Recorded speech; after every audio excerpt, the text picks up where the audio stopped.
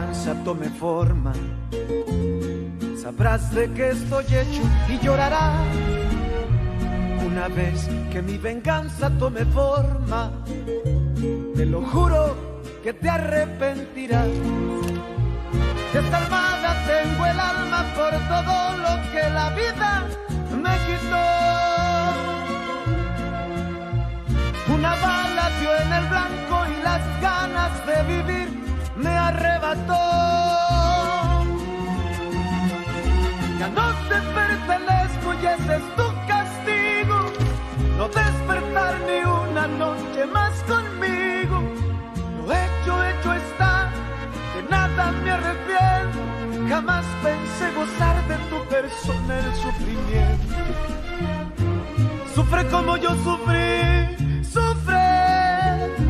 Llora como yo lloré y llora, llora, llora, llora, llora.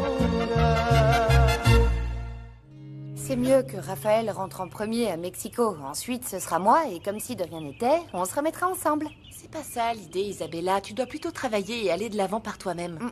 Angela, j'ai jamais travaillé, et franchement, je me vois pas chercher du travail, encore moins sans être diplômée. Franchement, ça me fait peur. Isabella, c'est pas grave. Tu devrais bien commencer quelque part. Ah, qu'est-ce qu'il y a, maman? Isabella, une grande opportunité vient de se présenter. J'espère que tu ne la gâcheras pas. Raphaël est dans un état grave à l'hôpital. Quoi? Qu'est-ce qui s'est passé? Il va bien? Il s'est fait tirer dessus. Mais ce serait bien que les Toscano voient à quel point tu t'inquiètes pour lui. De quoi est-ce que tu parles, enfin? Bien sûr que je m'inquiète pour lui. Quelle horreur. Je vais tout de suite à l'hôpital. Tu peux m'expliquer? Tu plais aussi à Sandra. Et il y a quelque temps, on s'est dit qu'on se battrait pour toi. C'est vrai, mais on avait dit qu'on serait fair-play. Et je suis sûre que, comme Clara a eu autant d'expérience, elle m'a bien devancée. Écoute, Ton Sandra... commentaire sur Clara ne me plaît pas.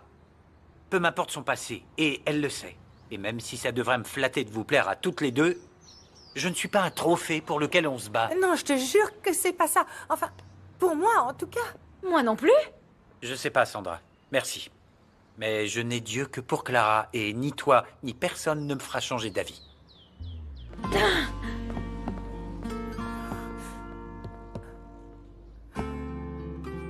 Merci, David. Viens. Par rapport à ce que Sandra a dit sur mon Écoute, c'est expérience... une bonne chose qu'une femme ait de l'expérience. Mais si tout ça est un jeu d'ego avec Sandra, je préfère qu'on en reste là. Non, non, c'est pas ça. Franchement, je t'aime beaucoup. Tu m'intéresses et j'aime passer mon temps avec toi, David. D'accord. Oui.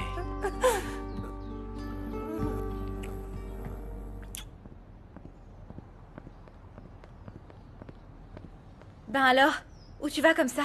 Ça ne te concerne pas. Oh, t'es de mauvaise humeur ou quoi? Je sais que tu ne veux rien avoir à faire avec moi. Donc je prends mes distances. Tu peux me dire si tu passes par le ranch? Non, je vais voir une amie. À plus.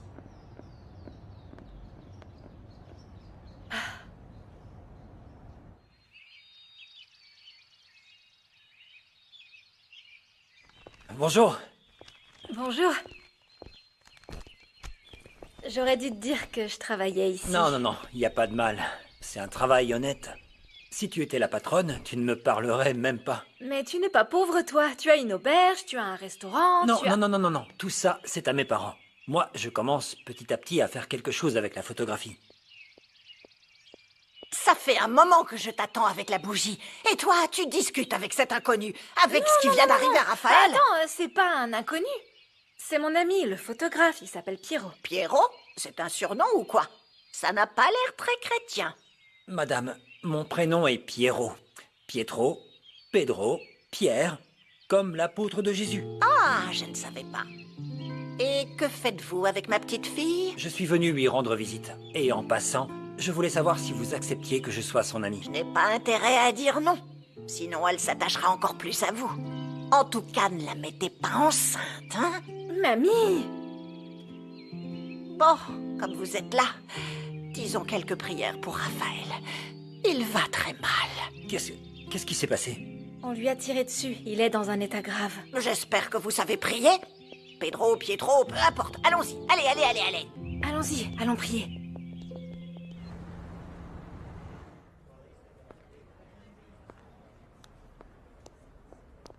Comment va Raphaël? Très mal. Ils viennent de l'amener au bloc. Tu aurais dû me prévenir avant qu'il ne l'emmène. Je l'aurais fait emmener à Mexico en hélicoptère, ou même à Ciudad Santana. Raphaël ne peut pas partir d'ici. Et ça, tu le saurais si tu avais répondu au téléphone. Non, mais je devais rester concentré. J'avais des choses très importantes à faire. Ah oui, des choses plus importantes que d'écouter mon instinct de mère. Tu vois, je ne me suis pas trompée. Je suis désolé de ne pas t'avoir écouté. Le médecin m'a expliqué qu'il fallait à tout prix retirer la balle, mais il s'expose à de gros risques. Il est si mal en point que ça. Oui, le moindre mouvement pourrait être grave, lui coûter la vie. Docteur, vous avez pu enlever la balle? En entrant, la balle a abîmé la moelle épinière. Non. En temps normal, on n'y toucherait pas pour éviter de faire plus de dégâts. Alors laissez-la!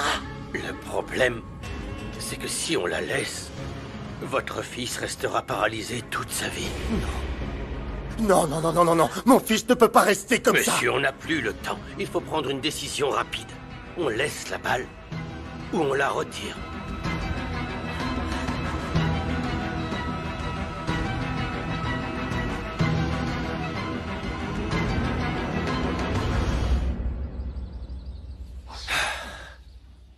Que s'est-il passé? Ça a été? Au moins, ils ont pu s'occuper de Raphaël tout de suite. Le plus dur pour nous a été de faire une déclaration au commissariat. Ah bon? J'espère qu'on n'a dit aucune contradiction parce qu'on était particulièrement nerveux. Et qu'en est-il de Raphaël? Et tout ce qu'on sait, c'est que le diagnostic était réservé. Qu'est-ce que ça veut dire? Ils ne pouvaient pas nous assurer que Raphaël survivra. Et s'il survit, il pourrait être paralysé. C'est tout ce qu'il mérite. Ne me regardez pas comme ça, parce que ce n'est pas moi la méchante. Entre lui et moi, c'est moi qui ai le plus perdu.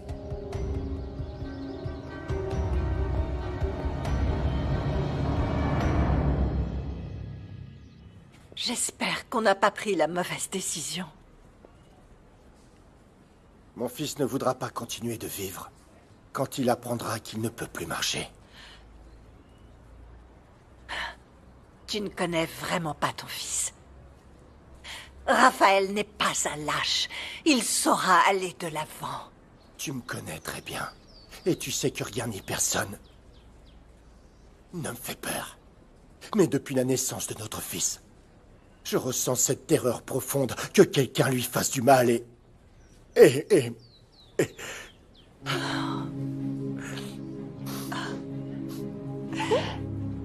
Tu te souviens du jour où il est tombé de son cheval pendant une compétition? J'ai couru vers lui, mais toi, tu as attrapé le cheval avec tes mains. Et tu ne l'as pas laissé tomber. Et notre fils s'est relevé. Oui. Couvert de terre, il pleurait. Mais il est remonté sur son cheval. Il a repris la compétition. Oui, parce qu'il est comme ça, notre fils. Oui. Il ne s'avoue jamais vaincu.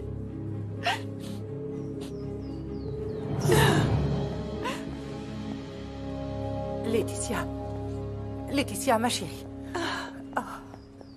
Mais où se trouve Raphaël? Au bloc opératoire. Carmelo, dis au maire que je veux le voir. Vous savez qui lui a tiré dessus? Comment tu sais qu'on lui a tiré dessus? J'allais chez le gynéco et j'ai croisé Octavio à l'entrée. Enfin, je n'ai pas eu le temps de lui donner de détails parce que j'étais pressé de te rejoindre, mon amour.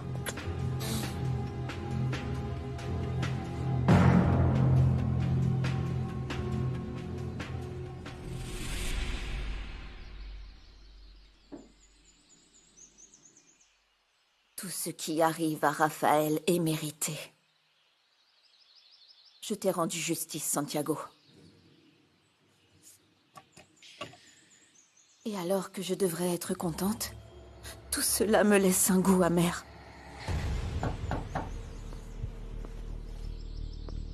Bon, tu diras ce que tu veux, mais je vois bien que tu souffres à cause de Raphaël. Parce que tu l'aimes, ce jeune homme, même si c'est à contre-cœur. Mais pas en dépit de Santiago. C'est pour ça que tu as tiré, même si tu n'étais sûre de rien. Juana, combien de fois devrais-je te dire que... ce taureau qu'il a au cou est la seule chose que j'ai réussi à voir pendant que cet homme... pendant qu'il abusait de moi, c'est lui. Si tu es aussi sûre de toi, pourquoi as-tu accepté que Luis mène son enquête? Si c'était bel et bien Raphaël. Moi aussi, je veux que le responsable paye pour ce qu'il a fait, hein? Et pour ce qu'il a fait à mon ami Santiago. Mais que ça nous plaise ou non, Raphaël est innocent jusqu'à ce qu'on prouve le contraire, Fernanda. Je me sens tellement perdue, Juana. Ça fait 3 ans. 3 ans que je ne pense à rien d'autre que de me rendre justice. Et tu sais ce que je veux maintenant? Je veux que Luis vienne. Et qu'il me dise que je me suis trompée. Oh.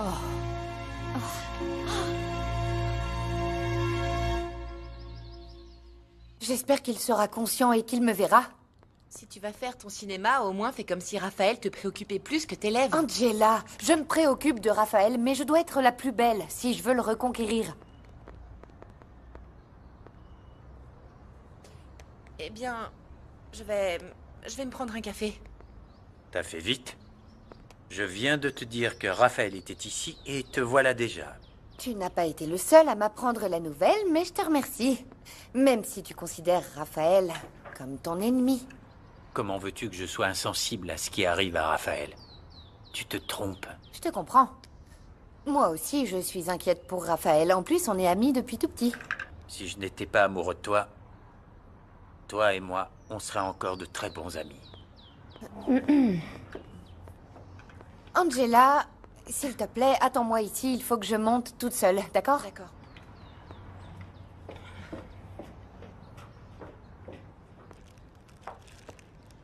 Je sais ce que tu dois te dire. Que je suis complètement obsédé par Isabella et en même temps, je la laisse aller voir ailleurs. Moi, ce que je vois, c'est un homme très amoureux, mais qui se trompe totalement. Non, on ne peut pas se tromper quand on aime depuis tant d'années. Isabella m'aime, mais elle a peur de sa mère et de la pauvreté. Si Isabella t'aimait autant que tu le dis, elle serait avec toi tout seul, tu ne crois pas? Rigoberto, tu devrais arrêter de la voir un petit peu pour lui laisser le temps de voir qu'elle a besoin de toi et non de Raphaël. Mais je peux pas rester sans elle, je l'aime trop. Et je veux pas que Raphaël meure pour garder Isabella. Tu sais, elle veut épouser Raphaël pour lui prendre son argent et pour fuir avec moi. Mais elle ne comprend pas que je me fiche de l'argent. C'est triste que ce soit aussi important pour Isabella.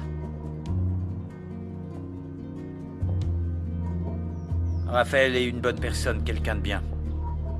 J'espère qu'il s'en remettra. Et s'il ne survit pas, les choses seront plus claires. Ah, Rigoberto. Bien. Ne sois pas si sûr de toi, d'accord? Si Raphaël n'était pas entre vous deux, tu crois qu'Isabella t'épouserait?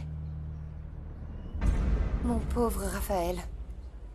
Si vous avez besoin de sang ou de je sais pas quoi, comptez sur moi. Merci beaucoup, Isabella.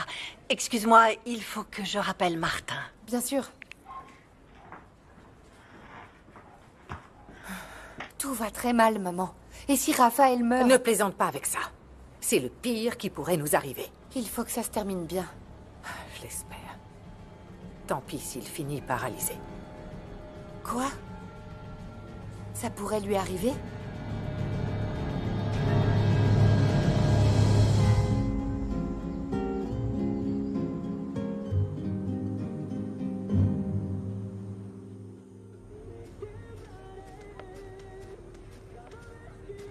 Oh, La lune de miel s'est bien passée, parce qu'ici, on a eu beaucoup de travail pendant que vous la couliez douce, pas vrai? Donc on s'est partagé les gains de la journée. Attendez, ce n'est pas ce que vous pensez. Myriam et moi, on a dû amener Raphaël à l'hôpital. Il s'est fait tirer dessus et on l'a trouvé. Donc, pas du tout. On n'était pas partis en lune de miel. Alors arrêtez de ricaner pour rien. Et vous savez qui a voulu tuer ce beau gosse? Non, on n'en a aucune idée. C'était peut-être une balle perdue. Ou elle lui était adressée avec beaucoup de haine. Ça arrive souvent. Pauvre Fernanda, elle doit être mal par rapport à Raphaël. Quand on a l'impression de perdre la personne qu'on aime, c'est le pire sentiment. Je vais changer de chemise.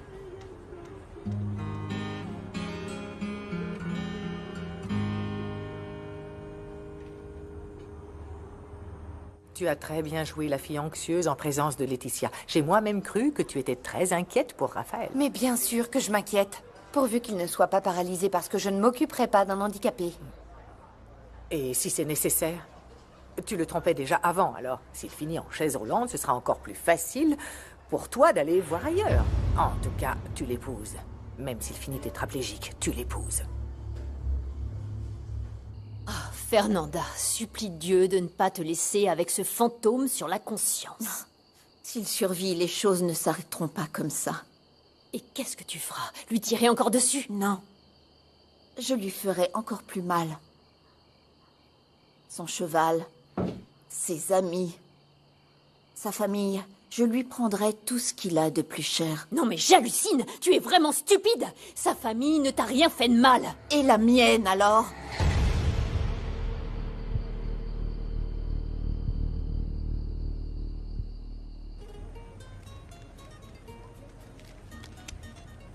Tu as vu mon éventail? Je ne le trouve pas. Je vais te dire la vérité. Ton éventail a été victime d'une autre de mes erreurs. Mais regarde, je t'ai apporté ça. C'est un petit cadeau que je voulais te faire. Ouvre-le. Je te trouve tellement sensuelle quand tu t'en sers.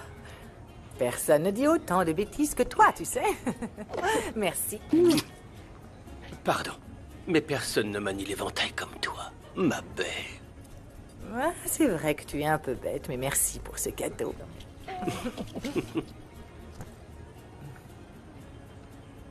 Aide Edgar pendant mon absence. Je n'ai pas la tête à penser à l'usine. Compte sur moi, Octavio, et je suis là en cas de besoin. Et ne fais que ce qu'Edgar te demande. Ah! Tiens, Laetitia. On a été vous chercher des habits, comme ça. Vous pourrez aller manger quelque chose. Je reste là au cas où le médecin revient. Merci pour tout.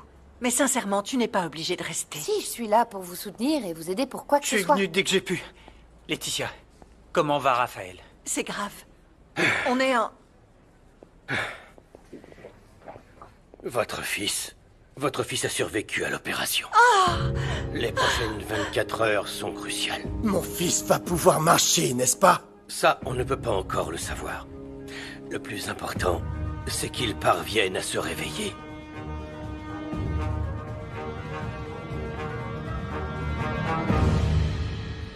Si tu voyais mon sac à dos, un vrai restaurant de reste. Écoute, je t'ai déjà dit qu'il faut que tu sois propre, ordonné et organisé dans ton travail. Je suis sûr qu'il y a un rat en décomposition au fond de ton sac. Au fait, oui. J'ai rencontré la grand-mère de Marie. Ah bon? Elle est d'accord pour que je vienne voir Marie à l'Hacienda El Primor. Dis-moi, fiston, sachant que tu peux y entrer librement, il faut que je te demande de faire quelques recherches pour moi. Mais il faudrait que tu sois très très discret. Écoute, je vais le faire si tu arrêtes de me prendre pour un enfant et que tu me dis si ça a à voir avec Fernanda. Je ne veux pas que tu sois trop impliqué. Papa, si tu considères Fernanda comme ta fille, dis-moi ce qui arrive à ma sœur adoptive. J'imagine que c'est lié au fait que Raphaël est à l'hôpital.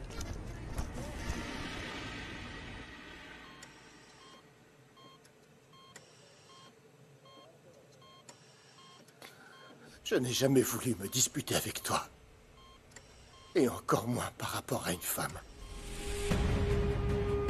Raphaël, tu es... de toute ma vie, ma plus grande joie. Tu es ma fierté aussi.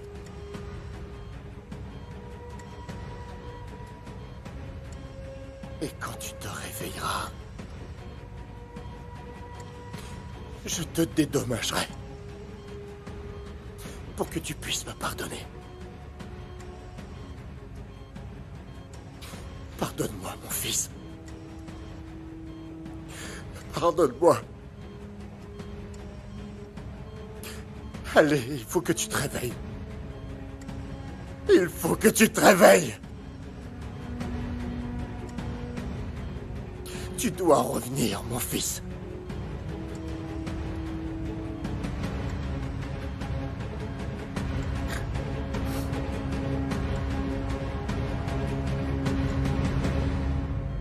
Je te promets que je ferai de mon mieux, papa. Oui, mais surtout n'en parle pas à ta mère. Elle me tuerait si elle savait que je t'ai demandé ça.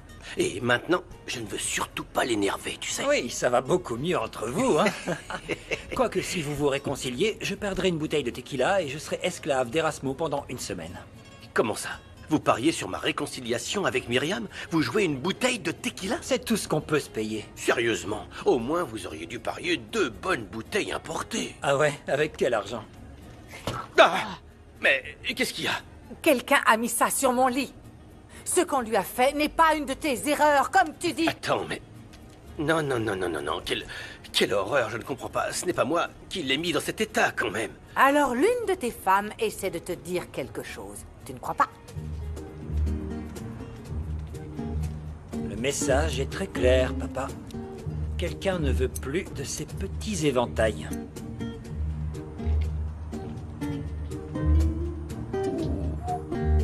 Prends tes affaires et laisse-moi travailler.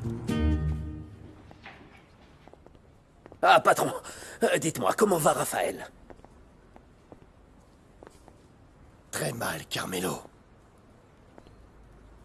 Mon fils a des chances de mourir. Oh non, patron. Non, il faut avoir la foi que tout ira bien.